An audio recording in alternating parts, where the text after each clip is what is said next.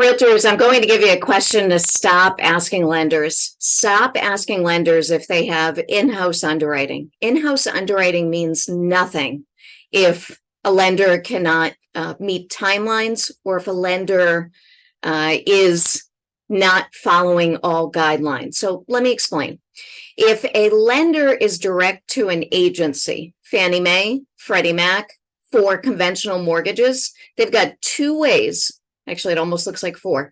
They've got two ways in which they can get a conventional product done. Some lenders that are direct to the agency are only direct to Fannie Mae. Fannie Mae has some slight nuances on conventional financing that don't work for Fannie Mae, but yet will work for Freddie Mac and vice versa.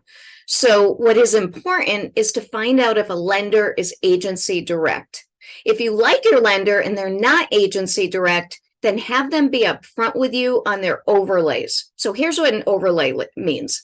An overlay means that the guideline, this is just an example, the guideline may say that you need 2 months reserves in the bank. The overlay, the end investor that's going to buy it may say, hey, even though the agency says 2 months, we want 4 months. So that is what an overlay is. The other thing is you want to find out, can you call the underwriter? So we were on a call with a state bond agency. I am not going to say which state this was. The representative from the state bond agency said, loan officers, you can get off on this particular section of the call because you are not allowed to call the underwriter. Only your processor can, which is ridiculous. If you cannot have a conversation with an underwriter as an originator, you're gone. And sometimes even local lenders will have that screen in place of where they won't speak to the originator, or they won't be able to have that distinction, or they will add what's known as a feel condition.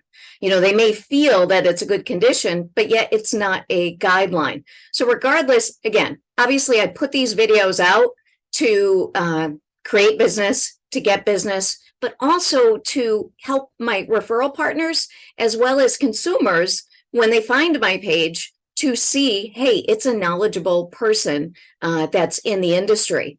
So one of the things that I've noticed with our company is if I don't agree with something, I can go online, I can look at the guideline, and if the underwriter is misinterpreting the guideline, whether that is a local underwriter or if we've gotten too busy and we've said, hey, let's grab someone from the West Coast who can underwrite this, I can have that conversation with the underwriter and say, hey, so-and-so, Fannie Mae's guideline says X.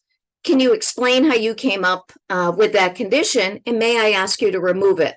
And you know what? 9 times out of 10, it is removed. Now, as a lender, even though we're direct, yes, we're going to have some overlays, but extremely minimal overlays. And we are direct to all agencies, Fannie, Freddie, Ginnie Mae. So Ginnie Mae is where your FHA and where your VA products will go.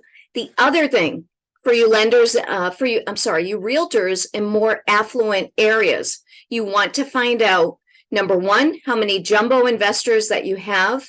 And number two, how many of those investors are you delegated with? So delegated means that the underwriter has the ability to sign off on it, as opposed to the end investor having the ability to sign off on that. And that is critical when you're doing jumbo financing, because jumbos can be like puzzles, where sometimes a small change in loan to value will mean a completely different investor versus what you originally thought as an originator. So realtors, I implore you, stop asking if you have in-house underwriting. It is 2023, Margaret. Most of us are remote. Most of us, I've got a processor. The other day, we were on one of our Teams calls, and I said, hey, where are you, by the way? She's in Kansas. I didn't even know that she's in Kansas. And she's a member of my pod, a new member of the pod and of the team. So please stop asking if you have in-house underwriting. It's not necessary in this market. Again, what's really important is, are you delegated? Which agencies are you with?